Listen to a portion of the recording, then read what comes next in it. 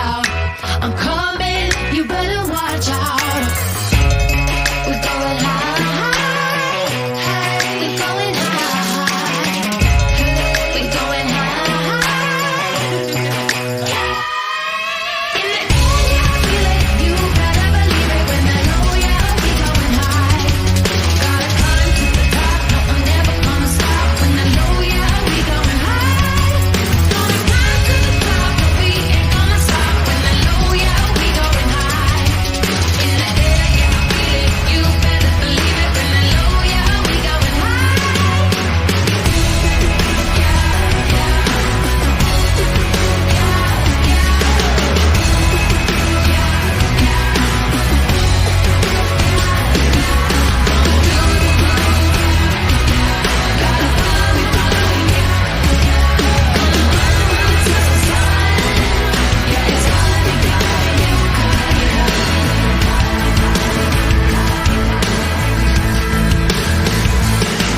Yeah, you spoke up, so I took you out. I said, hell yeah, you're in my town. I told you I don't mess around. Well, I'm coming, you better watch out. You better watch out. You better watch out. You better watch out. Gonna climb to the top, but we ain't gonna stop. When they're low, yeah, we going high. In the air, yeah, I feel it. You better believe it. When they're low, yeah, we going high.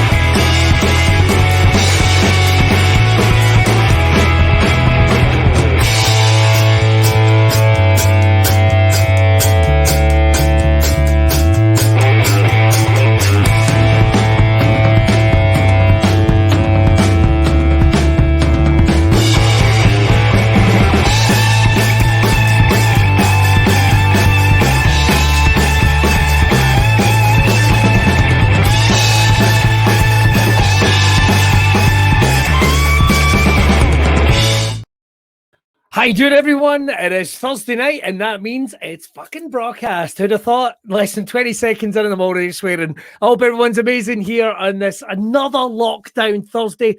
But January's nearly over, so I don't know what that means. We're one step closer to Christmas. I don't know. I'll be very well wherever you are, whenever you're watching. Don't forget, wherever you are watching, make sure to hit us up in the comments. We'd love to hear from you. We've got an amazing guest tonight. Not only is he a drum teacher, but he's also involved with the Manx drift scene. We're going to be talking to Jay Young just a minute. So wherever you're watching tonight, hit me up in the comments. Say hello. I'd love to hear from you. And where you are watching tonight, couple of bits of business to kick things off. February is literally just around the corner, and with I'm really excited about this. When every order you make from Braw Beard oils, of course, this February you will get a Braw Cast beard mat as well. Fucking yes, absolutely free. I've not seen them. I'm sure they're amazing. I've seen a picture of them, but think of that. Braw Cast will be in your home and keeping your furniture in tip-top shape. That's got to be worth something. We're beating IKEA. Fuck you, IKEA. Right.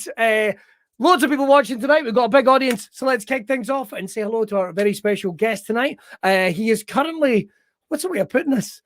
Currently in a different part of the world, but in the same part of the world at the same time. It's a bit of a weird one. He's currently sitting in the Isle of Man.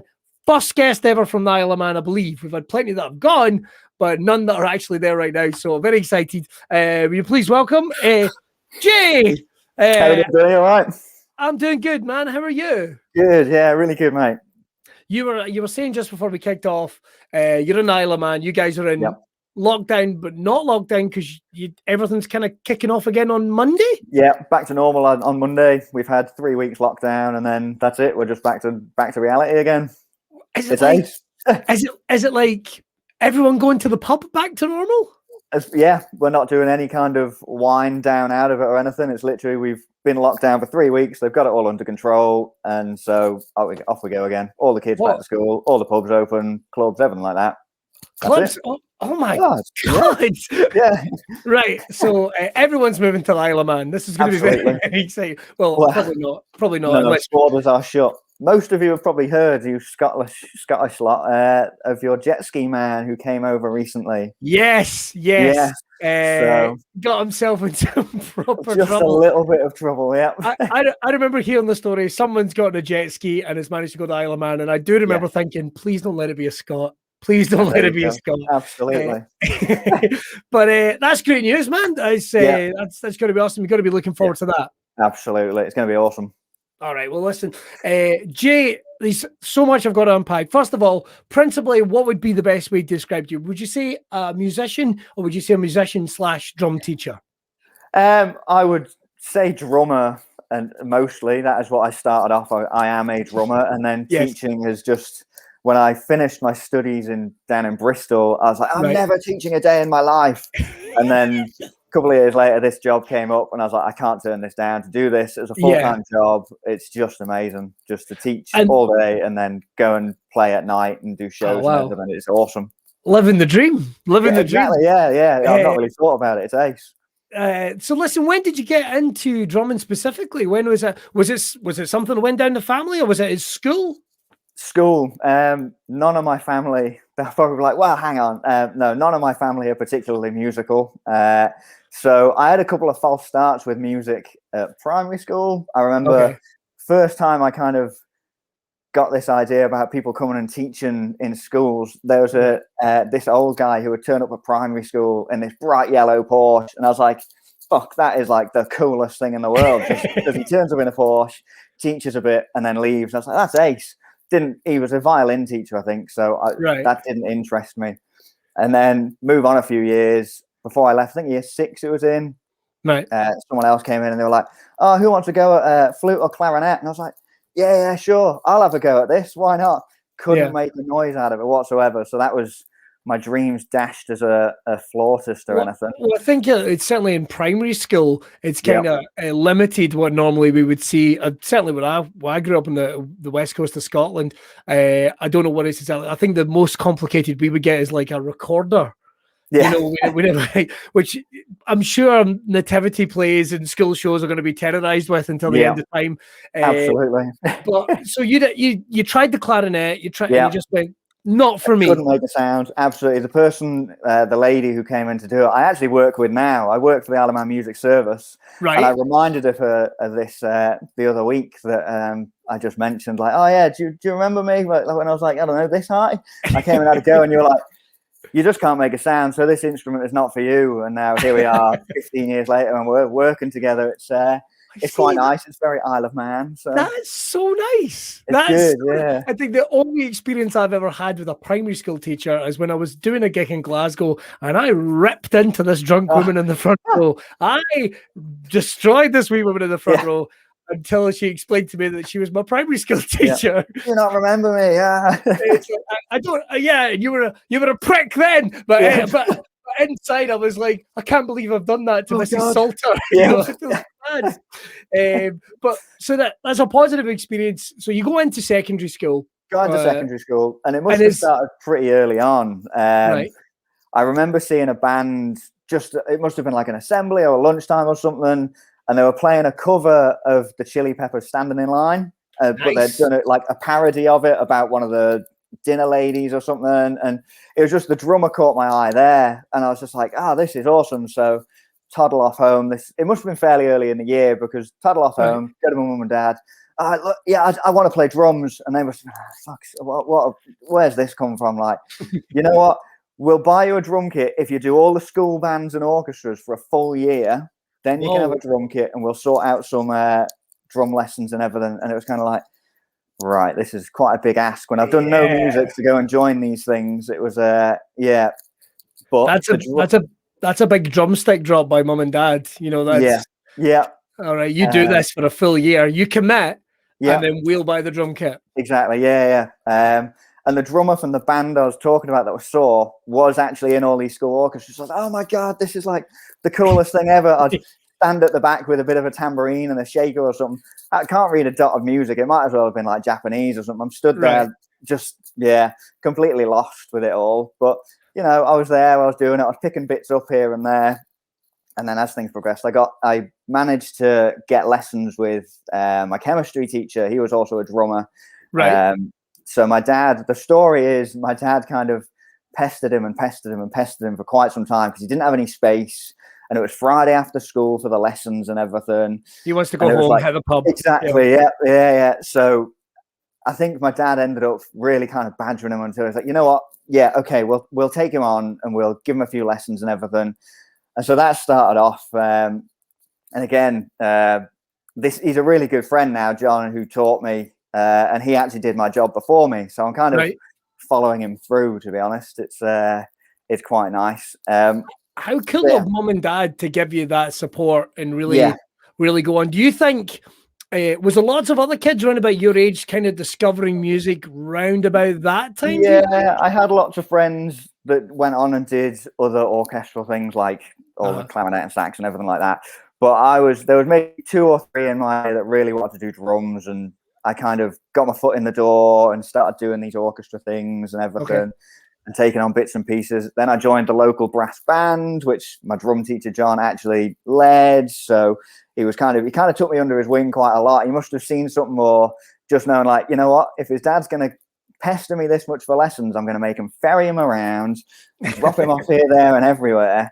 And kind of get a bit of payback. So you make it sound like this guy is your dad's nemesis. No, I think it wasn't quite like that, but it was just, I think, the pestering and strong-armed him into lessons a little bit. Yeah. So yeah, and then we went from there. Again, the brass band, the same drummer. It was Tim, I can't remember, Tim Benson, I think it was, the drummer who was in this cover band, and then the school orchestras and the brass band. He was there as the drummer. So I was doing the same thing, shaking and tambourines and everything. And then one day he just didn't turn up again. That was it. I went from playing a triangle and a bit of cymbals and this, that, and the other to, right, you're the drummer, get on with it. Yes. It was like, whoa, rabbit in the headlights. But it was the best thing for me. I went from kind of making a bit of progress to like, right, sit your pants. You either make it or break it. You get on with it, or you kind of pack it in. You're not going to do anything with it. And it's kind of like what they say with like driving, isn't it? You don't really become a driver until you're behind the wheel. Yeah.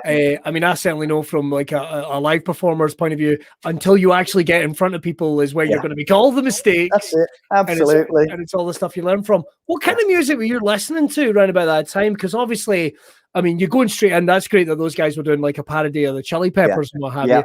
But I always found in my experience of music at school, what people were listening to and what the school wanted them to do were two kind of different things. Absolutely. I think at that time, I seem to remember cutting grass on the weekend, like with Eminem on my MP3 player and Green Day. MP3, oh God.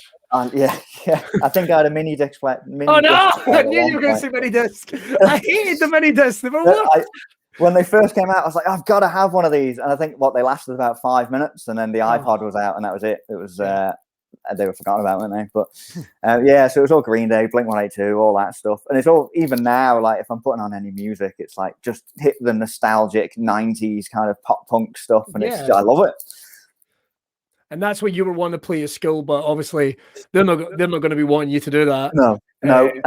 I did a covers band with a few friends, which we did really well. We would rehearse every Sunday for like 3 hours solid, so we were fairly committed to it, and we got out and gigging, and that was just your kind of regular covers band, dance floor, school band thing, you know. It was just all the pop hits and everything. That was good fun, and I never kind of got into a band that did all the pop punky kind of stuff. Well, was it one of those things like trying to embrace all that different type of music, not only the music you're into, but obviously what they wanted to do at the school, the covers? Was that a good way of sort of kicking the tires of being a drummer, almost kind of learning it and see where you could go? Yeah, absolutely. It kind of, because I was doing all the classical kind of stuff with the orchestra and stuff, but I was also in big bands and jazz bands and everything like that. So I had this massive spectrum of stuff, and it was just like, I don't want to pigeonhole myself to one thing. If someone asked me to play, I'd go and play. Do you know what I mean? Yeah. And it's kind of followed me through that. Like if people ring me up and say, we've got this going on, do you want to do it? It's like, absolutely, I'll go and do it. Rather than be like, oh, I'm a rock drummer, I'm a this drummer, I'm a that drummer. I'll do anything. So I've got to ask this. If you're in bands at school and you're in cover bands, is there any embarrassing names back there that spring to mind that even now you think, Um, I'm glad that there's no tapes. I'm glad there's no videos. I'm glad smartphones went around at that time. The cover band name was No Questions Asked. Oh, I that's don't not know too where that bad. came from. It was all right. Yeah, That's not too bad. I seem to remember quite a lot of thought went into it. The irony of no questions asked is I want to ask a question. Yep. So that's quite good. I quite like that. Yeah. So listen, things are going well at school. You're learning this. How did you find? And we've got a couple of people asking. Actually, we've got someone going recorder. I wasn't even allowed to use the triangle. That's fair enough, Grant. It's a good point to make. But you get a social circle.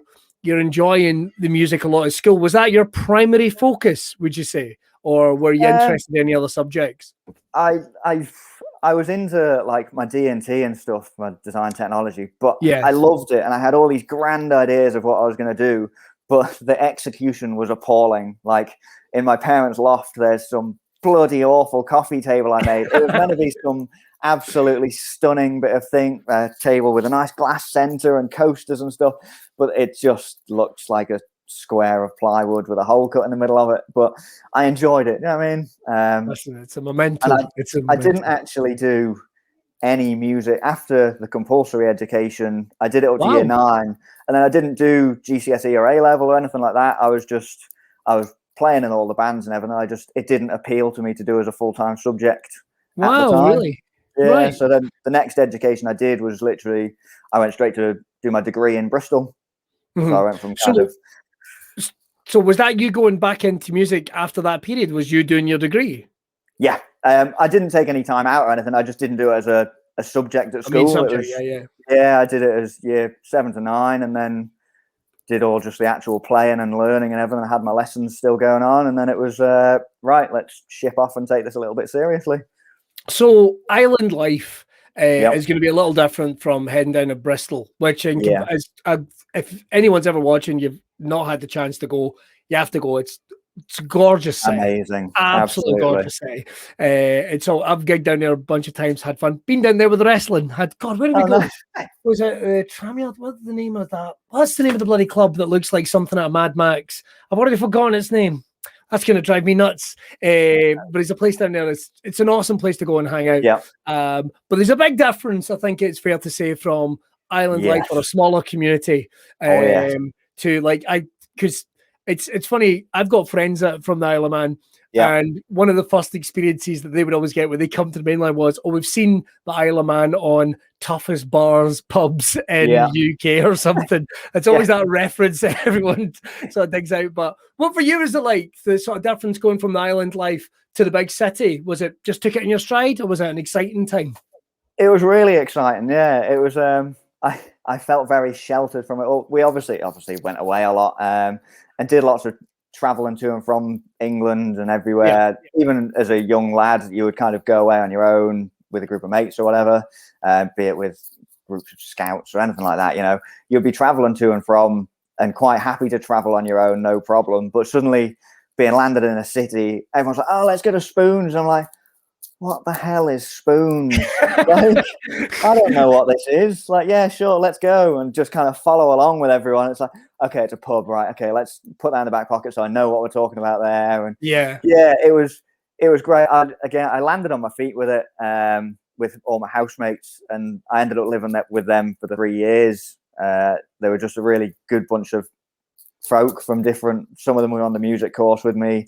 Some of them doing fashion design and all sorts, but they were just really, really good bunch to be with, and we all kind of looked out for each other, and it was great. Yeah. I've got a comment that's just come in here, and due to the surname, I think it might be a relation. We've got Val. That is my mum, yeah. How's your mum? Hello, yes. Mama Young. I think this is in reference to the coffee table. Okay. It wasn't that. I assume. I don't know, Val. I don't want to make that assumption. Or maybe it was going away. I don't know. Yeah. I don't know. Yeah. So you're studying in Bristol. You're having a great time. How did you find it though? Because you'd said like before it had been more of a passion project and starting to learn. You hadn't done it as a main subject, but it does always change, doesn't it? When you take something that's passionate, it becomes. I hate using the phrase serious, but when it becomes a thing of focus, how did you find that? Did you think, because I know plenty of musicians or people that wanted to get into music, and that's been the killer. They've That's not the been end able of to it. do it or commit to it. How many Yeah. bands have you heard of that have been, teenage bands, and then right, let's make a run of this? And then They're gone by the third Yeah. show. Yeah. How do you? The first couple of years were awesome for me. Again, I don't think I'd progressed so much ever. I was surrounded by just so many musicians, and being from the island, whilst the music scene over here for such a small island is absolutely thriving, Yeah. it was just a whole different background. Everyone from all over the place, and it was just amazing to be surrounded by all of those people and all these different inspirations and where they're at.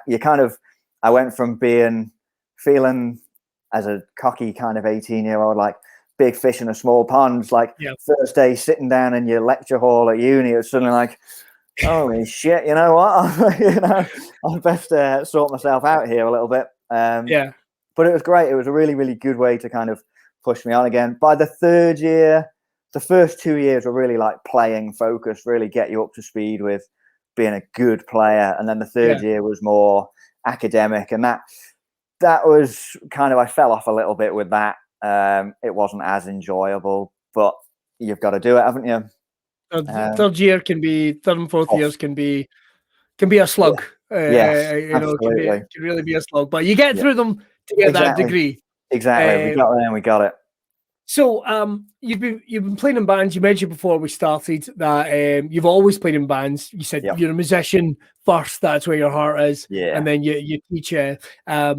So what was the shift then between university and going to teach? Because that's another completely different ballgame. Did you have to do a teaching degree, or really was just the experience you had, was that enough? So at the time when the job came available, I'd run out of money, come back home on a kind of, it was 2012. I had kind of stayed at uni or down in Bristol after uni for a few months. Right. And I got a phone call saying, look, John can't do this show in November. Can you do it? Can you come back, fly back, do a few rehearsals, and then do the show in November? Sure. I was like, yeah, sure, that's fine, because I've kind of run out of money here. So came back in November with the idea of doing the show, working in the pub or something for over Christmas, flying back. Between my first show and then doing having Christmas holidays and everything, I ended up getting a temporary job as a delivery driver. Right. And then that temporary job just kind of stuck. I never left. And then 2 years later, I was still here. I'd moved out of Bristol. The shows were starting to pick up, and it was great. So I was earning some money, which was a big change from uni. It was lovely. And then John just rang me and said, look, I'm thinking of leaving this job with the music service. There is only one place coming up. There is only one position here. It's every other department. So in brass, woodwind, everything like that, there's 2 or 3 jobs going. But for percussion and drum teaching, there's one place, and that's it. So I'm leaving. It's coming up. I know you're not a qualified teacher, but you might want to stick your name in the hat, in the ring for this, and see what they say. So, I can't miss this opportunity, to be have it as a salaried job to go and teach drums. I was like, I've just got to take a chance. And if I don't like it, I can leave and go back and do something else and just play. Yeah, of course. It was great. And then since then, the music service has supported me loads. They've put me through a teaching qualification and everything. So I'm now fully qualified, everything like that, all TTCs and everything. Yeah, they've been really, really good. I feel really, really lucky to do it as a job. So they recognised the passion you had, the skills you had, the connection, of course, with the island as well. Yeah, and I'd come through their system of the music service, so they knew who I was and everything, and I'd helped out as much as I could.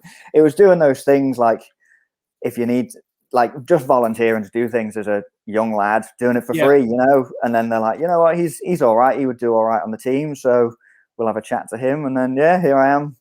I think this is end of my 7th year with them now, so brilliant. I'm sticking around, I'm enjoying it. Well, it's a good piece of advice if there's any parents or wannabe musicians or anybody watching. Always say yes. Always say yes. Take the chance, get the experience, because if you don't, somebody else will. Someone else is going to have it. Yeah. Right. Well, we're going to get a bunch of questions in just a while. If you do have any questions watching for Jay tonight, maybe it's about music or maybe it's about getting into elements of music, certainly learning it, just pop it in the comments. We'll do our best to get to as many as we can. Now, before I get back to the music, because you were saying that while you've been in the islands, you've always stayed a part of bands, even though you've never really been a full-time band member. Yeah. You've always been a big part of the musical community that you guys have. Yeah. But you're also a part of another community, right? Which I as a layman, I didn't know what it was at all. Although I figured it out from the Manx drift, I kind of put together that this is the forgotten Fast and the Furious movie we're waiting to see. Exactly, right? The Manx drift. It might be easier for me actually to show a little video that would give a little bit of insight on the other side of you. This is you with John, right? Yeah. So let's have a quick look. And here with Jay for a wee spin in the Isle Man. Here we go.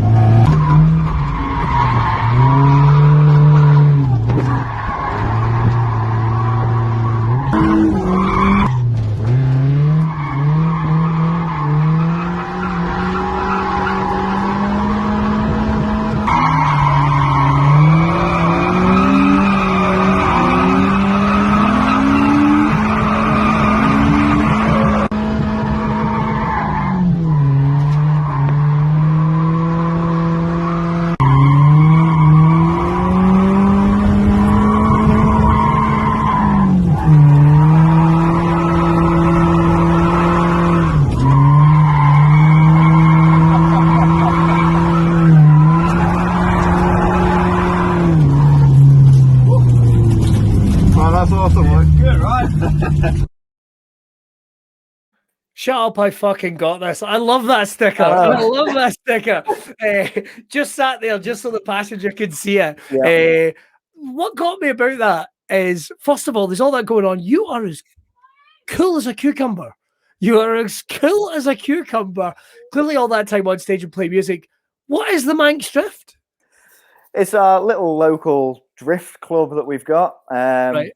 It was kind of when John was over for that TT, that was a real golden kind of era for it. We've had like a year off now because of all politics with who owns the track and everything like that. But Mikey, my good mate Mikey, is behind the scenes plugging away to get us up and running again. But it's just a group of lads, non-competitive, anything like that. It's just go up to Derby Airfield, lay out a set of cones and go and have fun with your mates, basically. Oh my God. So where did that come from? Was that just a release, something away from the music? Because, I mean, obviously, people might not understand if you work in the creative arts and they hear that you're a singer, a comedian, an actor, they might think, oh, that's your outlet. But that's all you do. That's all you do. That's all you do. You're completely happy with that. Yeah. But you need a release in real life. Absolutely. Is that what drifting is to you? Yeah, absolutely. It's nice to go and do something completely disconnected to anything else I do. It's come from just a passion in cars, I think. And it's just when I kind of started getting interested, to be fair, when YouTube kicked off, I remember in high school, like, so I've heard about this drifting thing and looking it up on YouTube and seeing these old grainy videos and being like, that just looks like a whole heap of fun. Like, I'm not a competitive person, but to just go out with a good bunch of mates and kind of get pretty rowdy is it's just a nice thing to do on a Sunday, you know. From when we're all kids, whether you're a man or a woman or whatever, getting an opportunity to play with cars when you're a kid is a blast. Getting to do that as an adult, it's a whole different ball game. It does look like an absolute blast. I've got one other clip, which you said. Now, I think you know the clip it's going to be. I don't think we can have sound over it. Talk us through this clip. What is going on in this clip? This is you in a car, but is it not on a very special day? It is a fairly special day, yeah. I'm sure my wife would be very disappointed sitting upstairs watching if I didn't say this was a special day. But yeah, we'd just got married and I thought, you know what? This is my one chance to get super rowdy on a public road. And outside our wedding venue, it was a nice Peel Castle right on the coastline. Lovely day. And I was like, you know what? I got this fairly rare car. It looks pretty swanky. Let's just send it. And a little celebration. It has to be the serenity of your special day was about to be broken. Let's have a wee look.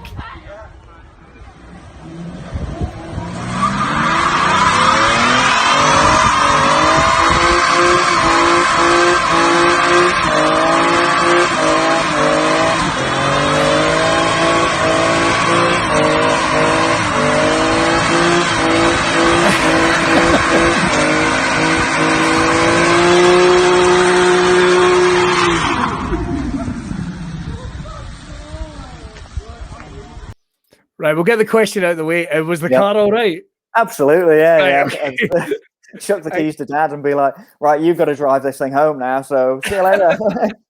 It has to be said, even though I saw your wife in the passenger seat, Yeah. that's still a pretty cool thing. And the guy getting the picture, what right? wedding pictures Yeah. is that going to be? It's awesome. That is so. And do you find this quite? Is there any crossover between the two communities, the music community and the drift community, or are you the guy? Yeah, as far as I know, there's people interested in music and everything, but in terms of playing and whatnot, trying to think about it, I think I'm the muso that goes and does it. So yeah, Love it. Well, I mean, it's you said you're big into cars. Yeah. Are you watching loads of? Do you watch things like Top Gear or Car Throttle on YouTube and that type of thing? Yeah, I watch all sorts of junk on YouTube with it. It's a never-ending stream of junk on YouTube, isn't it, with cars? Oh, definitely. I've got to say, if anyone is looking for a tip and you're wanting a break from Top Gear, the Grand Tour, check out the Car Throttle guys. Yeah, they're really good. They also do some of the cool stuff, like they'll do the buy a car for 150 quid challenge, and I love stuff like that. Perfect. I will do. I'll send you a link. Right, we've got loads of questions about music. First of all, so we'll certainly get back to that. Loads of a couple of comments about your video actually. Ashley Simon and the tire marks are still there along with the melted roads. Yeah, that's my sister. Yeah, is that your sister? Yeah. She still remembers this special day. I know, absolutely. Loads of questions coming in, certainly about getting into music. One of the first things I said is, what advice would you give to someone who's maybe young, they want to get into music, but what should they do? Should they just ask for help at their schools, or ask for help in the local community, or look online? Is that a good way to try and get that first introduction? Because certainly I know from poorer areas, some people might not, have access to stuff at home. But they have the drive. What's a good thing to do? I would ask at schools, definitely. Obviously, I'm a bit biased because that's my job, but a lot of the places, they've got music service hubs that offer them in schools, offer lessons in schools on a variety of instruments. They'll probably, I know we do, if there's certain categories you fall into, you can have your lessons for free and your instrument hire and everything like that. So if there are poorer communities, they're able to have the lessons anyway.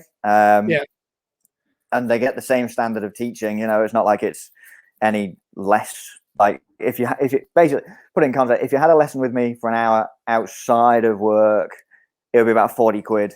Whereas they're getting 10 lessons that are half an hour long for about £30.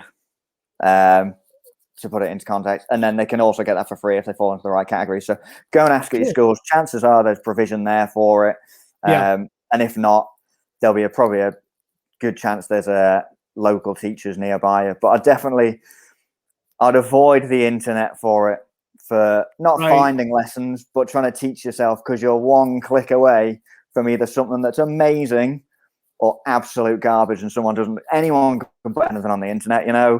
You've got to just be super careful. You can end up learning the absolute wrong thing and just end up struggling, rather than if you go and find a teacher who knows what they're talking about and knows what their background, like the background of it and everything, and can sort you out, do it properly. What advice though? We've got a couple of people saying my son's a drummer, I'm a drummer. What is a good way to develop or improve? Certainly, because some people might feel like they're maybe stuck in a rut, or maybe it's the comfort of playing the same thing again and again and again. Well, I've got this down. If you need someone to do Sweet Caroline, I'm your man. But that's it. But they're not progressing. What advice would you give her of something that somebody could change today if they are a drummer and they're keen to do that? Try and find a focus for one thing, just something little, and don't try and go in and just practice that thing. Start off with playing the thing, Do you know what I mean? Start off with something nice and comfy, and then do your hard bit, and then go back and finish off with something comfy again. So it's not, because if you turn up and you sit down and you're like, right, what am I going to practice? I'm going to practice this, that, and the other. And then you go off on a tangent and this, that, and the other. Just write down the one thing you want to practice, stick to that, even for 10, 15 minutes. If anything else pops up, because it's like, if you're doing one thing, it's like, oh, well, hang on, I could do this too, and then this, and then this, and then this. And then you never do the thing you started with. So write down those things so you can come back to them.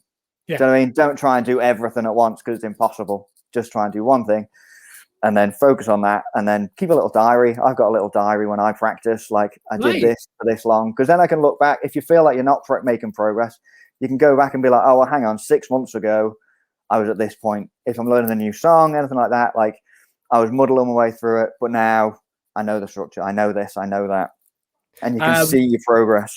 We've got a little question in for David Wiley. This is actually about his son's progression. He actually said, practicing, doing really well. Bit of a silly question, but we're trying to build up confidence.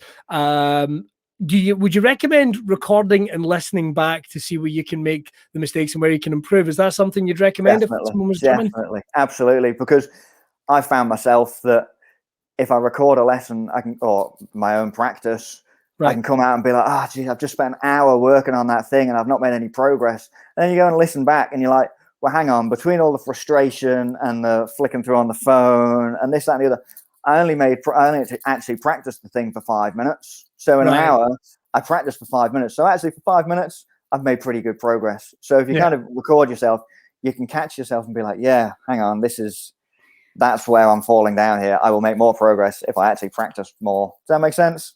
No, it does. It does completely. Better to get a good 5 minutes of genuine progression in there than an hour, a solid hour of just crap. So you can then focus yourself next time. Be like, hang on, right? I'll leave the phone outside the room because that was my big distraction. Leave that outside. Put it down. It's one less thing to think about. One less thing to tempt you away from doing practice. But recording yourself, everything like that. The more you can listen, recording makes it very honest. Like, when you're playing in a live situation, you can be like, yeah, that sounded awesome. You listen back, you're like, wow, that was absolutely terrible. It's for any performer out there, it is the most sobering and humbling experience is to watch or listen to yourself back. Brutal, but very, very effective. Very effective. Worthwhile doing. Now, I know good news about everything happening on the Isle of Man. You guys are opening up soon, which is great. Everyone's staying safe. Wonderful news. Anything else coming up? Are you going to be? I know you're involved with musical theatre and other bands. Anything coming up in particular? So we were meant to have Shrek was meant to start on the 12th, but literally a couple of hours ago, they've just said with this 3-week lockdown, they've bumped it back to the end of April just to give us a bit more rehearsal time and everything. So brilliant. Keep everyone happy. So we've got Shrek coming up in April. Cool. School of Rock in summer. Sweet. And Annie in October. I'm not confirmed for Annie yet, but I'm going to put it out there that I'm doing Annie because then it's a thing then, isn't it? So you got a small dog. You're ready to go. Well, if you need yourself a Miss Hannigan and if things are opened, I am available. Absolutely. I'll make you in as a key worker. Well, I'll borrow the jet ski of the jet ski guy.